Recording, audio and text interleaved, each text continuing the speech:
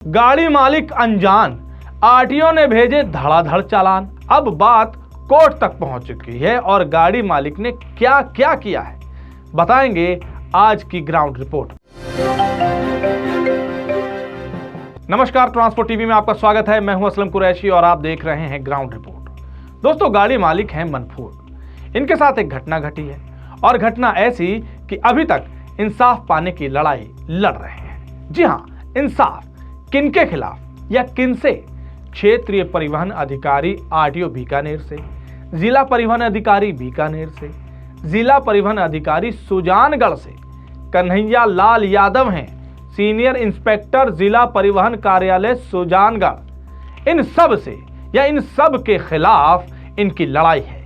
अब आप सोच रहे होंगे कि ऐसा क्या हो गया, तो पहले ये सब मनफूल जी की जुबानी ही सुन लीजिए कि वो क्या संदेश देना चाहते हैं। नमस्कार साथियों, मेरा मैटर है गाड़ी भर के मैंने 28 तारीख का मैं महाराष्ट्र कोल्हापुर से भर के रोहतक आया था। मैंने सुजानगढ़ आरटीओ ने मेरे को गाड़ी रोकाया 31 तारीख को। इधर रोकवा के मेरे को बोला आपका तिरिक्सल है ऊपर है, और तिरिक्सल मेरा एक टायर फूटा हुआ था, इसलिए मैंने ऊपर किया हुआ था, टायर फूट गया था। आरटीओ ने बोला आपका तिरिक्सल है ऊपर, तो साहब मैं बोला मैं टायर है फूटा हुआ है, इसलिए मैंने ऊपर किया है। तो बोला कि आप 1000 रुपये दे दो और चले जाओ। मैंने 1000 रुपये, मैं साहब अंडरलोड गाड़ी है, 1000 रुपये किस चीज़ का देंगे। मैंने दिया नहीं, तो नहीं दिया तो मैं निकल गया। इसके बदले मेरे के 9200 रुपये का चलान कर दिया। मेरे पीछे जाने के बाद में किया वो चलान कर दिया। मैंने चला गया, मैं गाड़ी खाली कर दिया।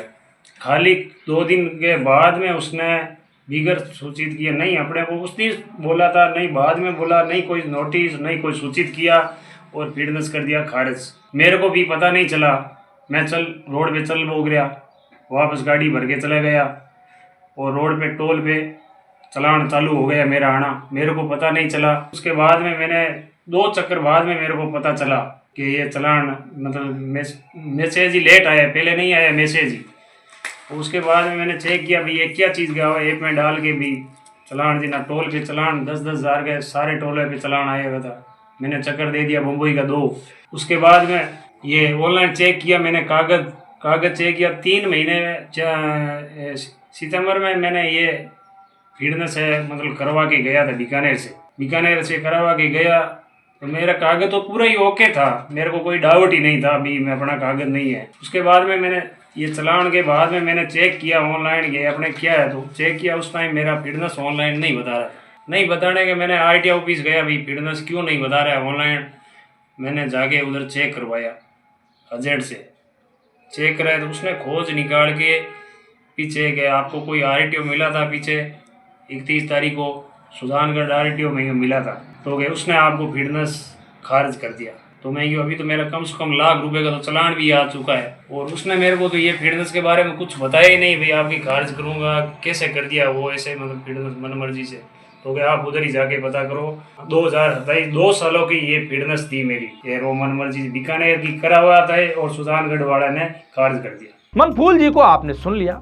इनके साथ जो घटना घटी वो हम विस्तार से बताएंगे और उस पर पूरी चर्चा भी करेंगे कि कैसे एक दिन एक छोटी सी आप कह सकते हैं बातचीत इनके लिए सिरदर्दी बन गई। जी हां, वो कैसे, वो भी बताएंगे इस अंतराल के बाद। ट्रांसपोर्ट मॉल ने शुरू कर दी है क्लेम हॉटलाइन। अगर आपने बीमा पॉलिसी ली है ट्रांसपोर्ट मॉल से और हो जाए कोई दुर्घटना, तो आप कभी भी इस क्लेम हॉटलाइन पर फोन कर सकते हैं। जैसे ही आप ट्रांसपोर्ट मॉल से बीमा पॉलिसी खरीदेंगे, आपको हॉटलाइन का ये नंबर दे दिया जाएगा और ये नंबर 12 महीने 30 दिन और 24 घंटे खुला रहेगा। तो अब क्लेम की चिंता छोड़ें और बीमा करवाएं सिर्फ ट्रांसपोर्ट मॉल से। ब्रेक के बाद आपका स्वागत है। तो दोस्तों, मनफूल जी जो पुणे महाराष्ट्र से रोहतक जा रहे थे, जी हाँ, ये ड्राइवर भी हैं और खुद गाड़ी मालिक भी। ये सिंगल मोटर मालिक हैं जिनके घर का खर्च उठाने का एकमात्र साधन ये गाड़ी है। इनकी गाड़ी नंबर आप स्क्रीन पर देख सकते हैं। माल लेकर ये निकले 31 जनवरी को। आरटीओ सुजानगढ़ ने इन्हें रुकवा लिया। जी हाँ, गाड़ी रुकवाई और इनका चालान कर दिया।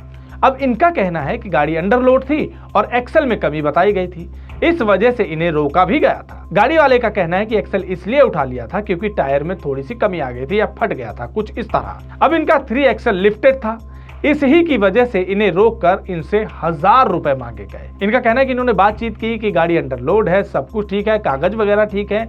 अब यहाँ पर ज्यादा समझाने की जरूरत नहीं है कि 1000 रुपए क्यों मांगे गए होंगे। इनका कहना है कि इन्होंने वहां पर ये 1000 रुपए देने से मना कर दिया। फिर इनकी वहां पर थोड़ी तू मैं आरटीओ से हो गई। उसके बाद जैसे तैसे इन्हें वहां से जाने दिया गया। वहां से तो ये चले गए, थोड़ी ही दूर गए थे कि इन्हें 9200 रुपए का चालान, उसका मैसेज आ गया। जी हाँ, यानी कि चालान कर दिया गया इनका। चलिए, चालान हो गया, इन्होंने मैसेज देखा, ये आगे चले गए, अपना माल रोहतक में उतारा। उसके बाद भी ये आते जाते रहे, यानी चक्कर लगते रहे।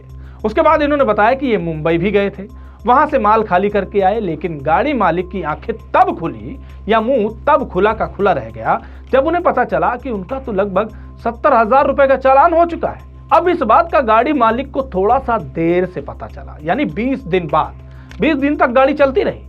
उसके बाद इन्हें जाकर समझ में आया कि कहीं कुछ गड़बड़ है। इतने चालान कैसे हो गए? इनका कहना है कि इन्होंने सितंबर में ही बीकानेर से फिटनेस करवाई थी और फिटनेस को लेकर ही जब इन्होंने ऑनलाइन चेक किया तो पता चला कि इनके चालान हो रहे हैं। अब एक बात और चेक की इन्होंने, जब देखा कि फिटनेस की वजह से चालान हो रहे हैं तो ये भी जानना चाहा कि फिटनेस देखें, ऑनलाइन फिटनेस चेक करने चाहिए।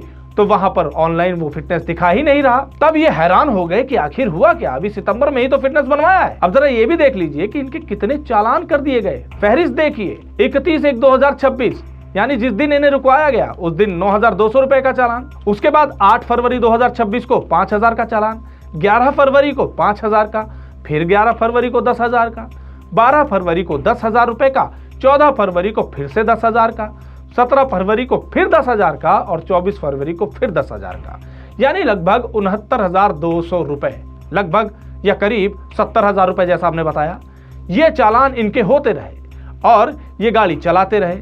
और इनमें चालान जो है वो मुख्यतः गंभीर धाराओं के तहत लगाए गए हैं कि फिटनेस ही नहीं है इनका।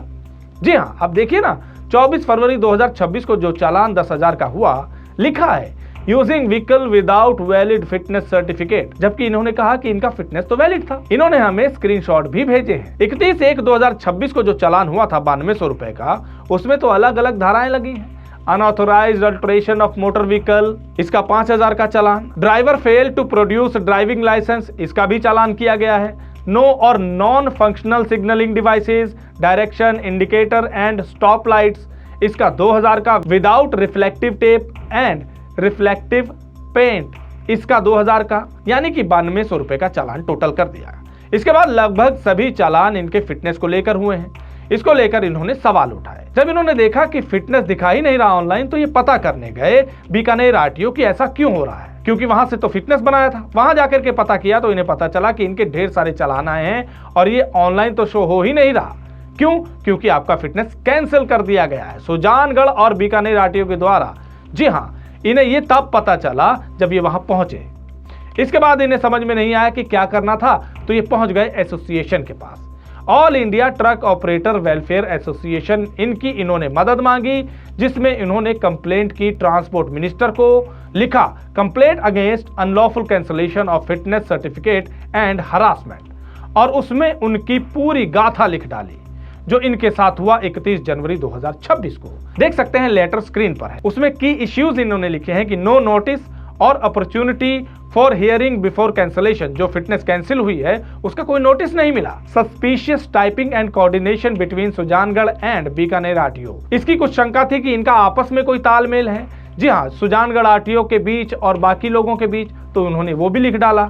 साफ साफ ये पोटेंशियल हरासमेंट एंड एक्सटॉर्शन का केस है, ये उन्होंने क्लेम किया है।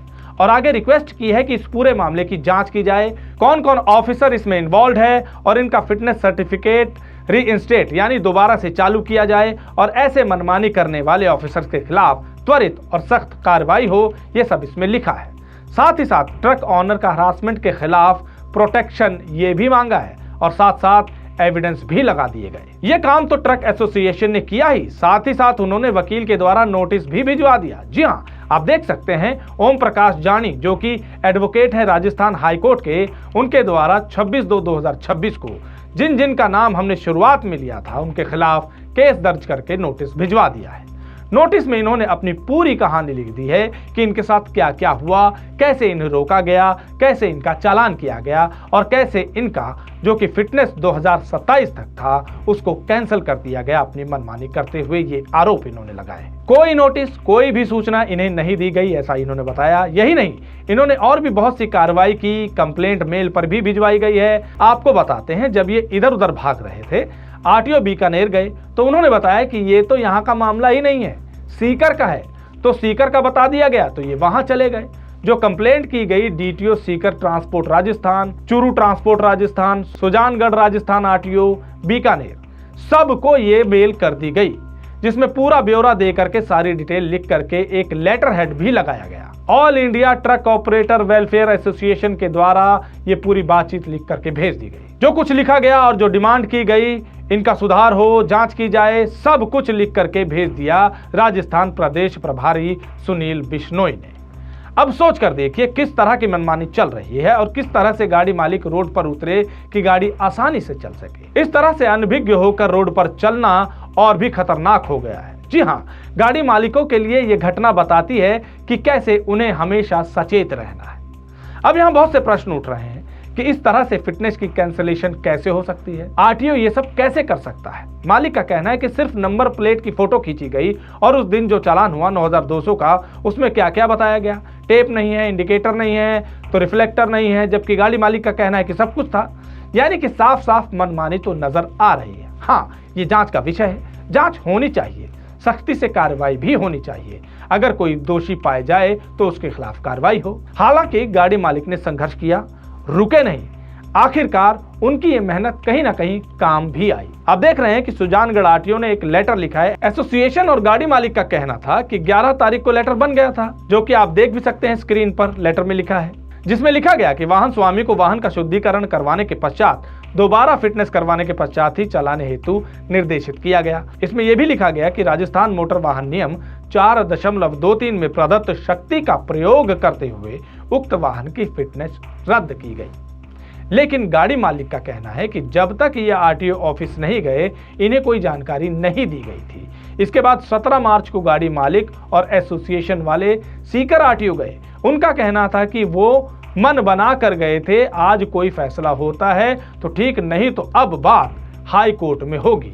लेकिन तभी उनसे कहा गया कि लेटर बन गया है, आप बीकानेर आरटीओ जाकर इसे दिखा दें, काम बन जाएगा। इसके बाद 18 मार्च को गाड़ी मालिक और एसोसिएशन के लोग बीकानेर आरटीओ गए और फिर बीकानेर आरटीओ ने 18 तारीख को ये आदेश दिए। ग्रीन पेन से यहाँ पर लिखा है 18 तारीख की डेट, आप देख सकते हैं। ऑल इंडिया ट्रांसपोर्ट एसोसिएशन का इनका साथ देना कहीं ना कहीं काम आया। हालांकि फिलहाल गाड़ी बहाल नहीं हुई है, फिटनेस के बाद बहाल होगी, जो जल्द ही हो जाएगी और जैसे ही होगी उसकी अपडेट भी हम आपको दे देंगे। वहीं ड्राइवर और एसोसिएशन का कहना है कि ये मनमानी है। इस तरह की मनमानी अगर नहीं रुकी तो गाड़ी मालिक रोड पर कैसे उतरेगा, ट्रांसपोर्ट जगत से जुड़े लोग अपना जीवन यापन कैसे करेंगे। ये प्रश्न ऐसे मामलों से उठता है जब ये मामला सामने आया है तो इसकी गहनता से जांच भी हो, हम इसकी भी अपील करते हैं। इस वीडियो को देखने के बाद आपके क्या विचार हैं, कमेंट सेक्शन में लिखकर जरूर बताइएगा। अगर आपने अभी तक हमारा YouTube चैनल सब्सक्राइब नहीं किया है तो चैनल को सब्सक्राइब कर लें। फेसबुक और एक्स पर भी आप हमें फॉलो कर सकते हैं। ट्रांसपोर्ट टीवी देखने के लिए धन्यवाद।